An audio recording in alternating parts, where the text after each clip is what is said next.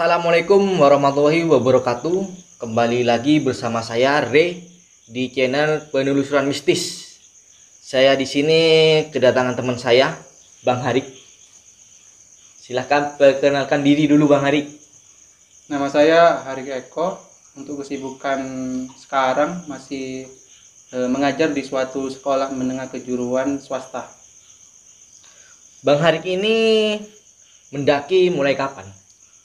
Awal mendaki itu tahun 2014 sampai sekarang. Jadi di Jawa Timur sudah semuanya hampir didaki lah. Kalau di Jawa Timur sudah hampir semua. Malam ini saya akan menceritakan tentang Alas Purwo bersama teman saya yang begitu banyak misteri di dalamnya. Bang Harik punya pengalaman tentang Alas Purwo? Punya, Bang. Waktu itu saya ke Alas Purwo tahun 2018. Alas Purwo itu terletak di ujung Pulau Jawa, lebih tepatnya Kabupaten Banyuwangi. Di Alas Purwo terdapat banyak wisata seperti pantai, goa, dan hutan-hutan. Di balik keindahan wisatanya terdapat banyak tersimpan misteri. Saya undang teman saya Wawan untuk menceritakan kisah-kisah misterinya. Silakan Bang Wawan duduk di sini. Ya. Assalamualaikum. Wawan. Nah, Bang Wawan ini adalah teman saya sejak tahun 2012 dulu. Teman satu kuliah. Bang Wawan mulai mendaki sejak kapan, Bang? Ya, saya mendaki tahun 2012, tapi awalnya 2009 sih, cuman 2012 mulai aktif mendaki lagi. Soalnya kan rame-rame pendakian tahun 2012 itu. Kita di sini menceritakan tentang Alas Purwo. Bang Ya. Wawan ini punya kisah apa tentang Alas Purwo? Kalau bicara kisah tentang Alas Purwo banyak, tapi pengalaman pribadi itu pernah dulu sekitar tahun 2017 itu saya berempat sama teman saya waktu itu berangkat itu waktu masih di Jember. Ya saya sendiri, teman saya cewek namanya Nurul, terus ada dua cowok namanya Ari sama Sofyan.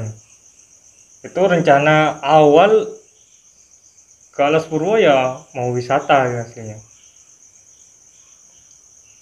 Kan lihat-lihat di YouTube, di Instagram, Alas Purwo kan lumayan lah, daya pikatnya lumayan. Jadi kita ya berencana ke situ. Bang Wawan ini tujuannya ke Alas Purwo mau ngapain sebenarnya? Sebenarnya wisata, cuman kan teman-teman waktu itu kan sibuk kuliah, jadinya pengen ngecamp kan. Jadi ya kita ke sana ya wisata ya pengen ngecamp. Tapi asal-usulnya tentang Alas Purwo sudah tahu, sudah paham. Ya ulasan di blog-blog itu kan, waktu itu kan di blog juga lumayan rame juga Alas Purwo. Dan explore Alas Purwo waktu itu cuma ada satu sumber kalau nggak salah ya. Jadi kita ya memutuskan nyoba langsung ke sana lah, pengen tahu. Berarti belum tahu tentang ke misteri-misteri tentang Alas Purwo. Oh, belum tahu, tapi sebelum berangkat sebenarnya sudah firasat aslinya. Ada kurang enak, prepare kurang enak waktu itu. Cuman kita langsung aja berangkat. Dari trouble masalah alat transportasi. Untuk keberangkatannya jam berapa, Bang? Saya berangkat tuh rada siang sih Bang. Cuman waktu itu emang rada gerimis. Ya seperti diceritakan di awal kan. Banyak trouble, jadinya ya rada molor, rada sore. Jadi kita ya langsung berangkat aja sih. Gitu. Untuk kendaraannya itu, Bang?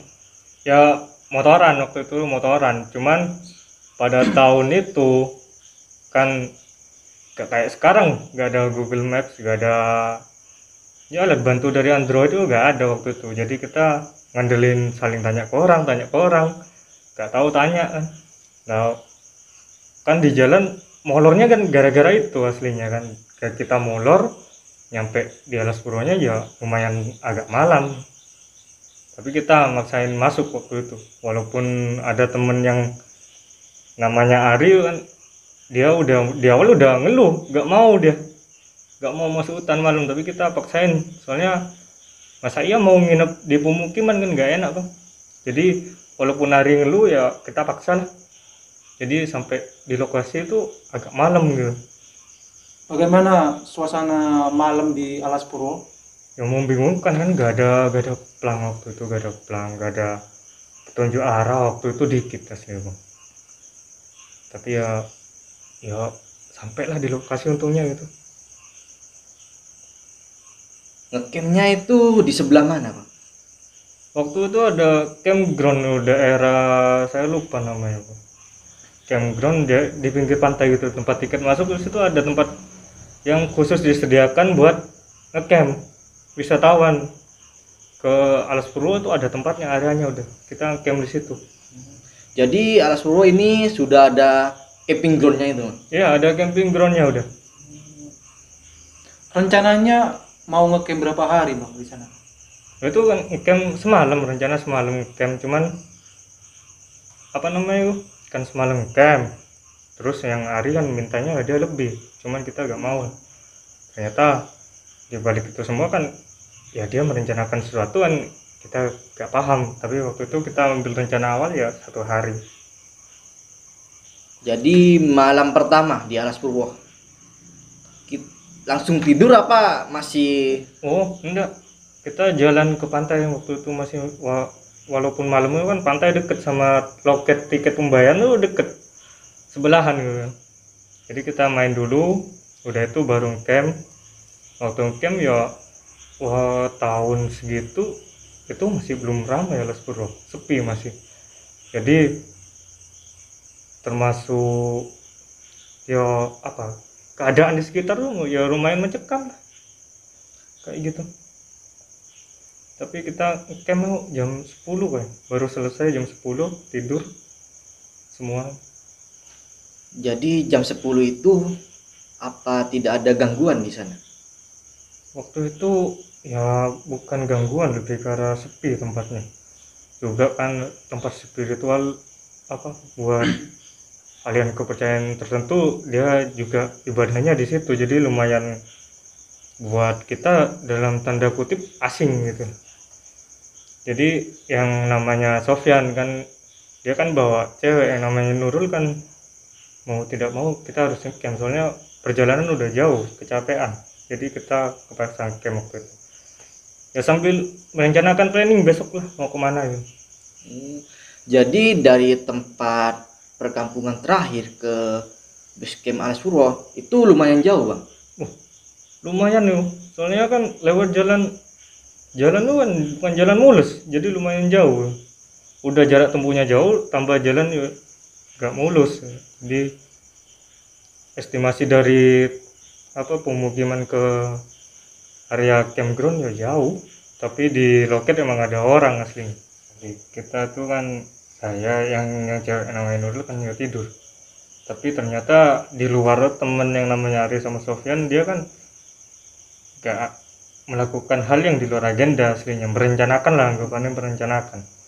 Dia ingin mengambil air yang di dalam gua, aslinya kan air itu suci, jadi untuk pengambilan air biasanya ada ritual khusus lah paling enggak. Ya tapi si Ari sama si Sofyan ini merencanakan untuk ngambil itu sih aslinya. Tapi itu malam harinya, kita posisi belum tahu, waktu itu masih belum tahu.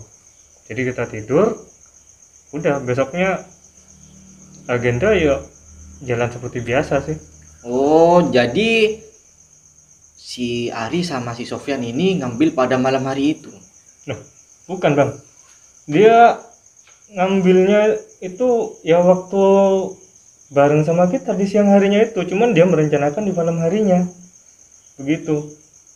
Di malam hari dia merencanakan, pas waktu kita paginya kita menuju ke istana lah. Pada waktu itu kemungkinan waktu itu udah diniati lah paling tidak. Alasannya kenapa ya bang? Kenapa sampai ngambil air di tempat itu? Kurang ngerti juga sih, kan alasan mereka pribadi waktu itu saya belum tahu, cuman ya mungkin lah buat apalah gitu, mungkin kurang ngerti. Jadi air suci itu berada di gua istana. Iya, di gua istana. Gua istana itu kan aslinya sangat angker. Ya walaupun ya kita tidak boleh percaya begitu aja, supaya umat beragama umat muslim kan semua tempat yang perlu dihormati bukan angker, tapi buat kepercayaan lain itu memang disakralkan lah, paling tidak seperti itu. Sakralnya gua istana ini gimana, Bang? Jadi kata spiritualis yang di sana atau orang yang biasanya bertapa di sana, gua istana ini di dalam gua itu di dinding-dindingnya itu banyak ini apa namanya, banyak kayak kepala gitu, tapi dalam bentuk gaib dia. Itu biasanya tumbal dari orang yang meminta-minta sesuatu di gua istana itu biasanya seperti itu. Jadi dia kepala mereka tuh kayak dijajar, tapi itu gaib, kita yang orang biasa gak bisa nerawang itu juga. Gua istana kan tempatnya ya dihormati lah, buat banyak orang itu dihormati, dan ya di ulasan yang biasanya di internet atau apa, gua istana kan biasanya tempat presiden biasanya kan bertapa di sana gitu. Jadi punya pamor sendiri lah gua istana itu di mata orang-orang. Jadi nggak sembarangan kalau mau masuk ke gua istana itu ya, Bang? Aslinya gak sembarangan, ada paling tidak penunjuknya ya ada, tapi waktu itu kan gua istana waktu itu kosong, ada orang yang bertapa tapi dia udah balik. Dan waktu kita menuju ke tempat itu kita malah sempat bertemu seorang bertapa tapi dia posisi udah balik. Jadi kita pernah ditegur juga untuk hati-hati, jaga tingkah, jaga adab yang di sana, menghargai yang di sana. Jadi kita ya berusaha menjaga itu. Pesan dari orang-orang yang kita temuin itu ya rata-rata sama seperti itu. Jadi kita menjaga itu. Di gua istana tuh jam berapa, Bang? Sebenarnya gua istana itu kita berangkat itu agak pagi, cuman waktu itu keadaan mendung. Walaupun nggak mendung, saya yakin di Alas Purwo emang keadaan udah mencekam kan, sepi masalah sepi. Terus tempat asing buat kita, dan yang kita kunjungin kan gua yang sakral ya. Jadi aura mistis udah terasa sepanjang perjalanan, udah terasa. Padahal itu di siang hari ya, Bang. Iya, padahal di siang hari waktu itu.